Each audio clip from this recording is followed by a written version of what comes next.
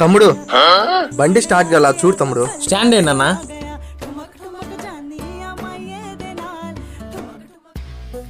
అన్నా plug problem అన్నా. మార్చే తమ్ముడు.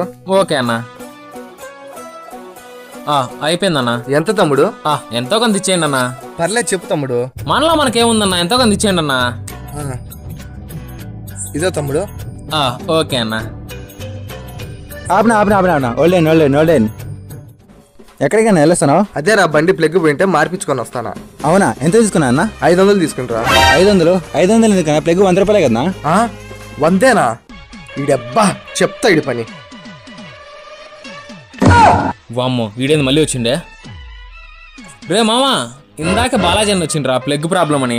ఆ ప్లగ్ 100 రూపాయలని తెలిసినాకన మన మీద ప్రేమతో 500 ఇచ్చిపోయిండ్రా. అన్నది భలే జాలి హృదయం రా.